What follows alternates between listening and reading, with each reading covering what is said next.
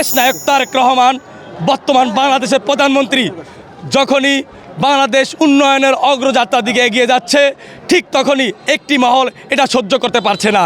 তাই ওই 17 বছর স্বৈরাচার খুনি শেখ হাসিনা যারা বাংলাদেশের শত শত ছাত্র জনতাকে খুন করেছে তার নির্দেশে সেই শেখ হাসিনার পালিত লালিত ছাত্রলীগ যুবলীগ এটা আবারও বাংলাদেশে অস্থিতিশীল করার জন্য পায়তারা করছে। কিন্তু বাংলাদেশ জাতীয়তাবাদী ছাত্র দল বেঁচে থাকতে ইনশাল্লাহ বাংলার বুকে আর কোনো অরাজকতা আমরা হতে দেব না ইনশাল্লাহ। এবং অচিরেই আমি স্বরাষ্ট্রমন্ত্রীকে বলবো ওই খুনি স্বৈরাচার শেখ হাসিনাকে আইনের মাধ্যমে বাংলাদেশে এনে বাংলাদেশের মানুষের সামনে সরাসরি ফাঁসি দিন। এটা আমাদের বোলা জেলা ছাত্র দলের সকলের দাবি এবং সাধারণ জনগণের দাবি। কারণ বাংলাদেশ জাতীয়তাবাদী ছাত্র দল সবসময় জনগণের পাশে ছিল, ভবিষ্যতেও থাকবে, সবসময় থাকবে।